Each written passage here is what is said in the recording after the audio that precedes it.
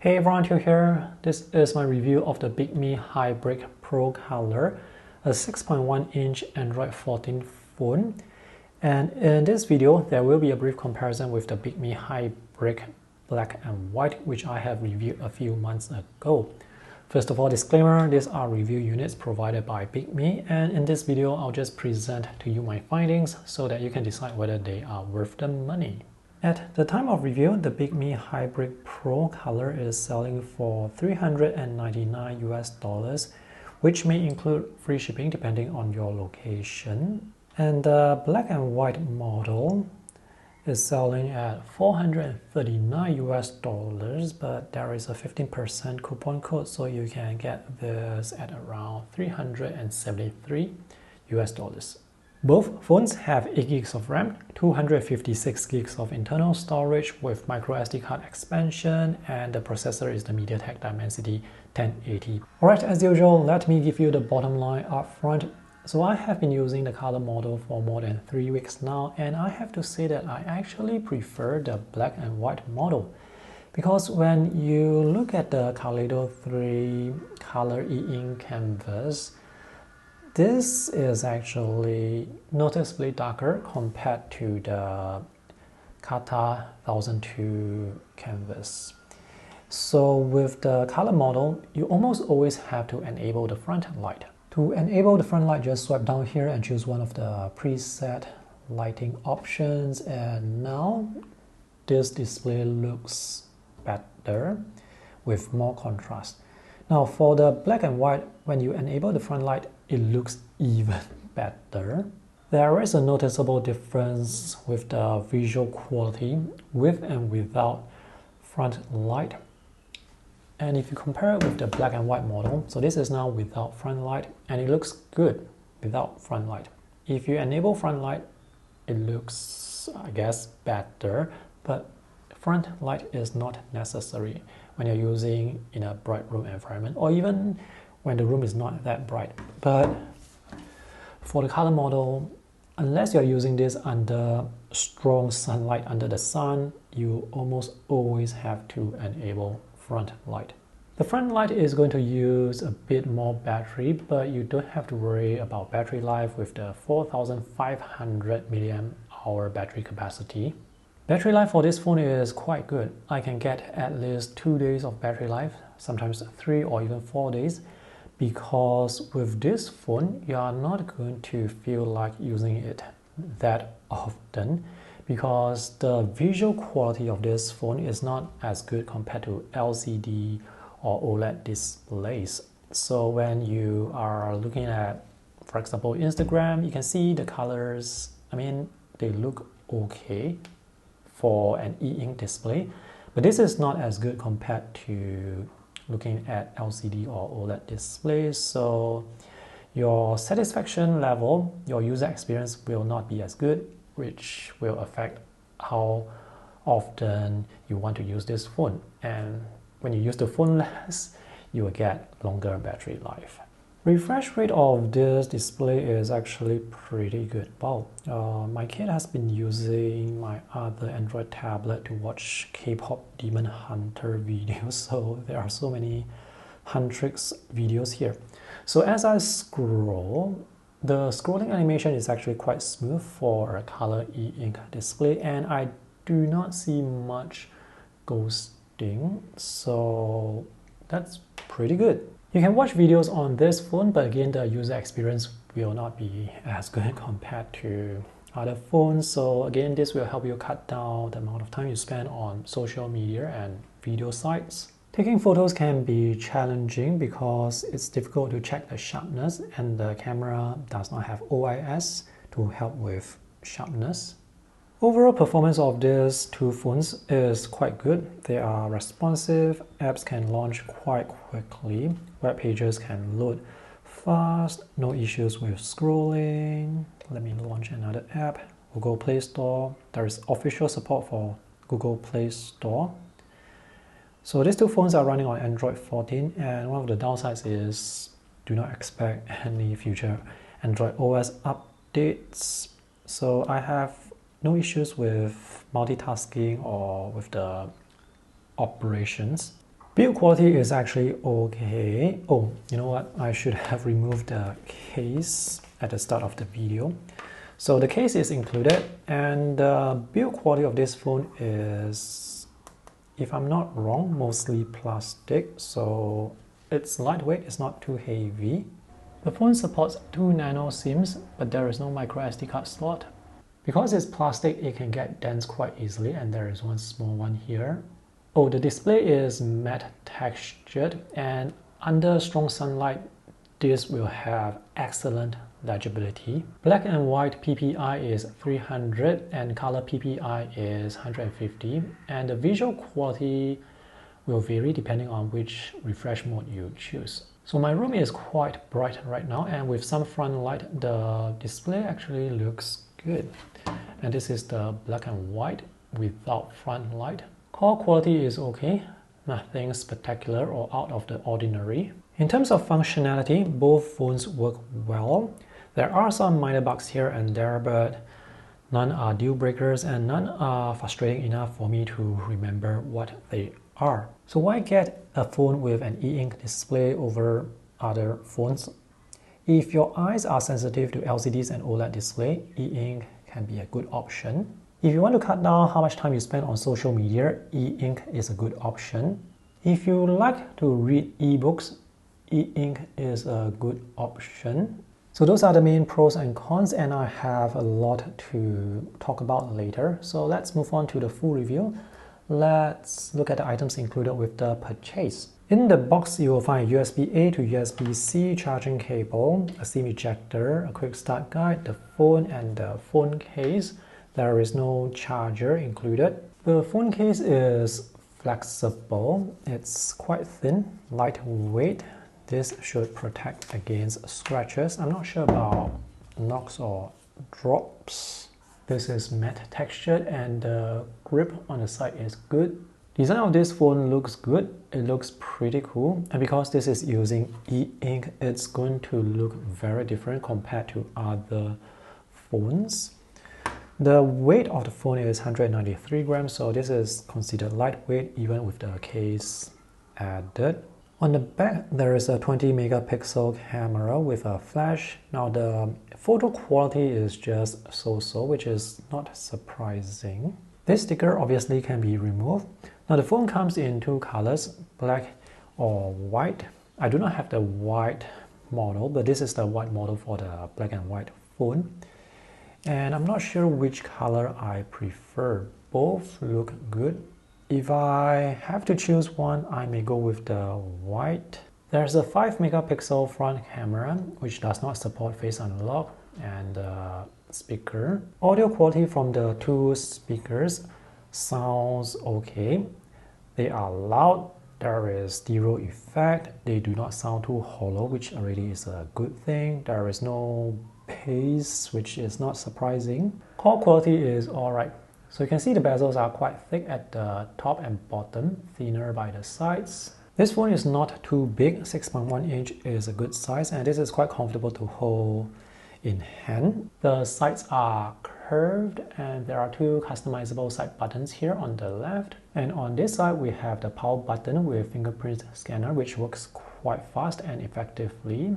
Volume control buttons. I'm surprised to see an infrared sensor at the top. And this is the bottom, that's the speaker. Now this phone does not have any IP rating, so try not to get any water into the phone. That's the USB-C port with USB 2 transfer speed, and charging speed is up to 18 watt. That's the SIM tray. This SIM tray can hold 2 nano SIMs. There are 2 holes here, so do not poke into the microphone hole. Even though this phone is mostly made with plastic, this does not feel like a toy. The build quality is good enough. And because the exterior is made of plastic, it can get dense quite easily, but even phones with metal frames can get dense quite easily.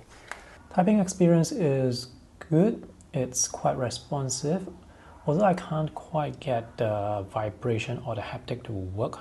Vibration does work with incoming calls, but for some reason touch feedback does not work, so maybe this is a bug. This is a Kaleido 3 color e-ink display, and right now I do not have the front light enabled. And my room is kind of bright. This is how the display looks in a bright room without front light, but most of the time I will use the phone with front light because the contrast just looks much better. This is how the display looks without front light in a room that is now much darker, so it's quite difficult to see what's on the display due to the lack of contrast. Let me show you the black and white model for comparison purposes, and for the black and white there is actually more contrast compared to the color model, and you can still see what's on the display, but of course it would be better to enable front light for both when you're using them in a dark room. For the black and white, I actually do not need to increase the brightness so high. I can just increase the brightness slightly. Even with the front light enabled, I feel like the black and white model looks better, and I have to use a higher brightness with the color model because of the darker e-ink canvas. Okay, so this display has a matte textured surface, and this is how the two phones look under direct sunlight. So when there is strong light source against the display, it can be quite glaring. But when you are looking at the display like this under sunlight, the legibility is fantastic. This display is laminated, and the pixels, I'm not sure if I can call them pixels. Okay, the e-ink particles look like they are on the display, and that looks really good. But the e-ink canvas is actually still slightly lower compared to the bezels, because if you look at the left side, you can actually see the cast shadow of the bezels on the e-ink display. Black and white PPI is 300 and color PPI is 150.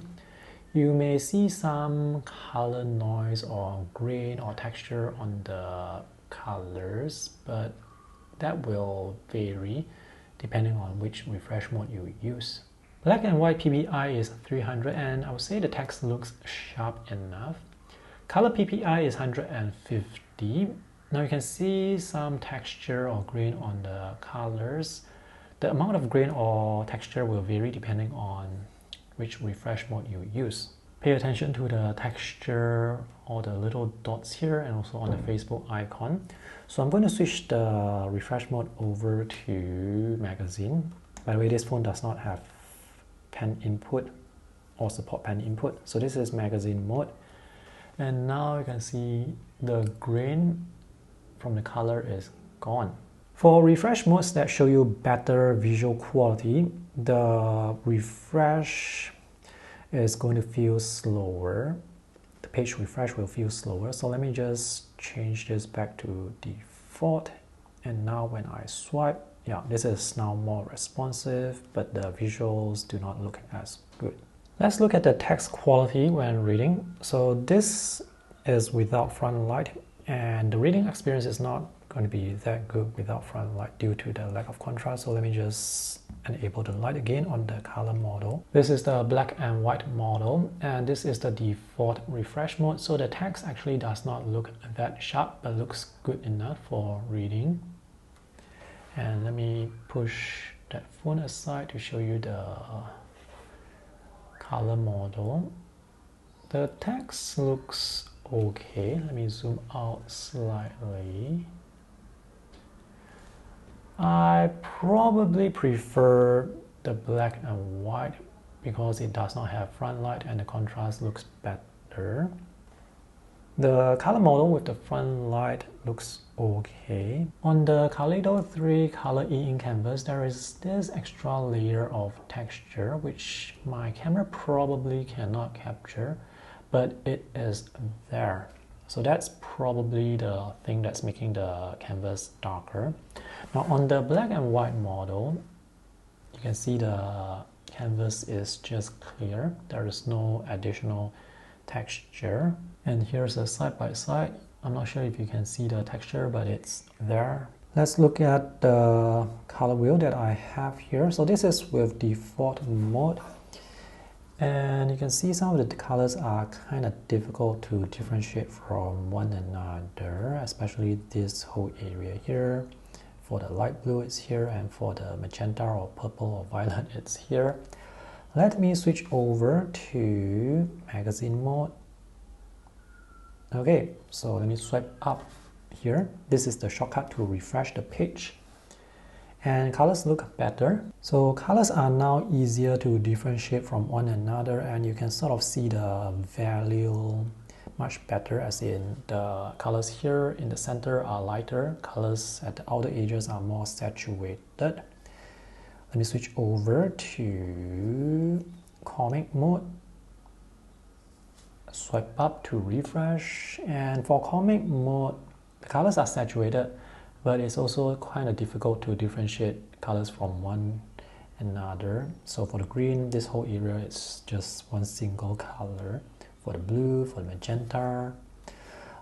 So let me switch over to video mode. This is video mode, and you can clearly see the texture with the colors, and some of the colors again are difficult to differentiate from one another. Which color mode or refresh mode you choose is really a compromise with color quality or the speed of animation or refresh. So this is default color mode, and you can clearly see the color bending. But if you want better visual or color quality, then you sacrifice the refresh speed. Yeah, so it's down to personal preference. Let me swipe up here to clear the page. So this is how black looks. This is not that dark. Not that dark as in when you are on web pages that have dark mode, the white text or colored text can be quite difficult to see against the background. And also because this is default mode, the black background is grainy. So this is very difficult to read. With this phone, when you are reading text, you should always go with light mode. So now the text looks much better. There is an issue when using Google Maps, and this applies to the black and white model as well. Due to the limited number of colors and grays or black that e-ink can produce, some of the color information is lost. For example, it is very difficult to see the individual buildings or the outlines of the buildings. So to have Google Maps look better, you have to go into the e-ink center here and create your own custom setting. Notice as I tap on custom, the colors now appear more saturated and the contrast is, well, how should I say, better. That is because I have increased the contrast setting all the way to max. So let's take a look at the map again. So now when I zoom in, the individual buildings are slightly easier to see compared to earlier, but this is still not as good compared to LCD or OLED, obviously. So that's the limitation with e-ink. And this is how the black and white looks with enhanced contrast as well. So color is actually not necessary. I can see that the individual buildings are still kind of difficult to see, but at least they are now visible compared to earlier. Let's talk about performance. So this phone comes with the Mediatek Dimensity 1080p processor, which is a decent processor for this phone with its use case, which is mostly for reading, checking emails, surfing the web. This phone is not made for gaming, and the e-ink display is not suitable for gaming, so the processor is definitely more than powerful enough to run the phone very smoothly. There is 8 gigs of RAM, so no issues with loading many apps in memory. There is no multitasking features. I'll talk more about that in the software section. I did not run any benchmarks, but seriously, the performance of this phone is more than satisfactory for me. And this phone does not heat up because it's not going to be used to do any processor intensive tasks. Let's talk about the OS and software. So this phone is running on Bigme OS, and if I am not wrong, it's Bigme OS version 5, but the firmware is 2.8.6. And this is running on top of Android 14, and one downside is there may not be any future Android updates with this phone, so just bear in mind when you decide to buy this phone. There is official support for Google Play Store. Now, there is no app drawer, so all the apps that you have are on the home screen. So if you want to find an app, you have to know where the app is. You cannot just swipe up to go into the app drawer, which does not exist, to type in the name of the app. The swipe actions are default to app switcher, home screen, and page refresh. A Bigme account is not needed for use with this phone unless you want to use some of the Bigme apps with cloud syncing features.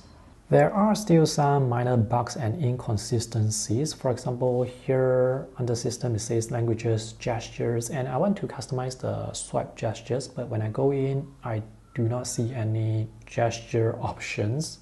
At least you get search with the settings, so you can search for gestures. So if you want to customize those gestures, you can, or if you want to use virtual buttons, you can do so as well.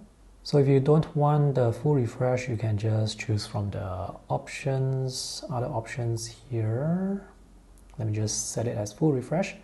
You can also set shortcuts for the left and right swipe. So for example, if you want to adjust, in this case, the warm light using the swipe gesture, you can do so. But for some reason, you only get to adjust warm light and cool light. You cannot use this to set other shortcuts, for example, adjust volume. The sliders do not work that well, so if I try to swipe up, you can see it would activate the corner swipe instead of increasing the brightness. Yeah, it does increase the brightness. I'm not sure if you can see that, but it also swipe up from the bottom. And if I swipe down like this, it will swipe down the notification. So if you want to adjust brightness, it's best to just use the presets here or the sliders here. The two side buttons can be customized as well. They are called custom key, and I actually have the top button here set to home screen, and this button will set to back. Sometimes I just find it more convenient to press this button for the home screen. Let's go back to the settings. You can set a single click shortcut, double click, or long press. So in total, you can actually set 6 shortcuts to the two buttons, 3 for each button. There is also a floating ball with additional shortcuts that you can customize, and sometimes this floating ball can be difficult to see because it's hidden by the edge there. But this can be useful if you want even more shortcuts. I probably won't recommend using wallpaper with this phone, because when you have a wallpaper behind all these icons, it can be quite difficult to see the icons and also the text. For screensaver, there are several options. The one that I'm using shows the clock and the calendar. There is also this option that shows the Bigme logo, which you probably will not want to use. Okay, let me use the swipe, the button on the left. I'm not sure what this is, transparent, blank, and there is another screensaver with the Bigme logo again, which cannot be removed. So let me just go with screensaver number 4. Let's go to the lock screen or the screensaver. So there is the clock. You can change the update frequency for the clock because this will not update by the minute. I have set this to update every 5 minutes to save on the battery life. And we have the calendar here. Now when there is a notification that comes in, for some reason the notification will not appear here, which can be a good or bad thing. I mean, if you do not see the notification, then you may not use the phone. So again, that could be good to help you minimize the usage of your phone. There is hotspot if you want to use your phone as a hotspot so that you can get Wi-Fi on your other devices. There is no haptic. I'm not sure why they even put vibration, but there is no vibration even though this is enabled. I can change the font size of the text of the UI. Let me just show you. Okay, so now I have this set at medium. You can also change font size depending on which app you use, so you may have to go into those apps like a web browser to change the font size specific to the web browser. Raise to wake feature is under display settings, and you can also set the home screen to refresh when you go to the home screen. I am actually not sure how good the backup system is, so whenever I use an Android phone, I will always rely on my own backup workflow. And also there is no, you see sometimes when I swipe up, it would actually scroll instead of go to the home screen, which is why I set the home screen button here. Oh, there's no tap, double tap to have the display go to sleep. So if there is a feature that you want but it's not provided by Bigme, you may have to download an app from Google Play Store to get you that feature. Banking apps can work, and the fingerprint scanner is secure enough to work with banking apps. Here in Singapore, we have to use an app called Singpass. Singpass can only be installed on one phone, not multiple phones, and before some of these banking apps can be used, Singpass has to be set up so that the banking apps can communicate with Singpass to identify you. So Singpass is used to prevent identity theft. Now, there is an issue with setting up Singpass with this phone.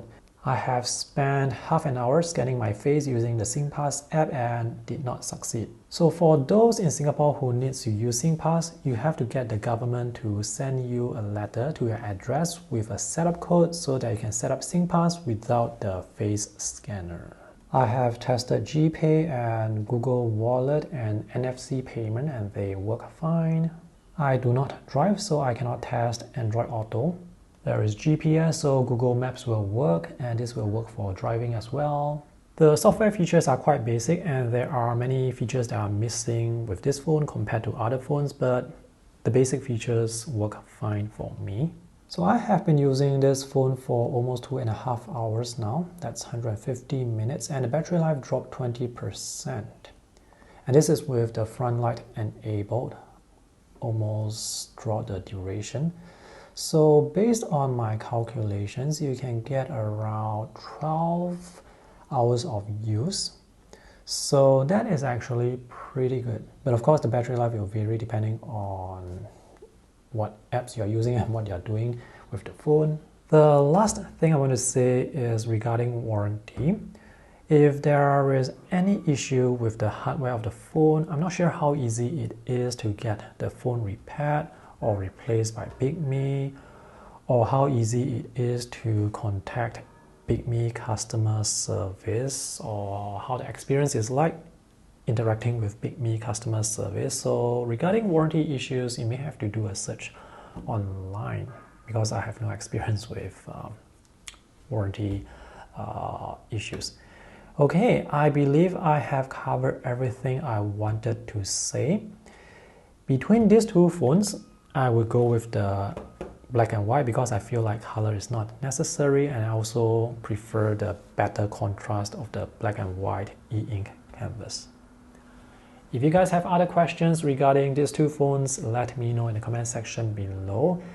And I will be reviewing the Bigme Hibreak S also, but I do not have the phone yet, so remember to subscribe to my YouTube channel and hit the notification bell icon so that you can get notified when I review that phone. Thanks for watching. See you guys in the next video. Bye.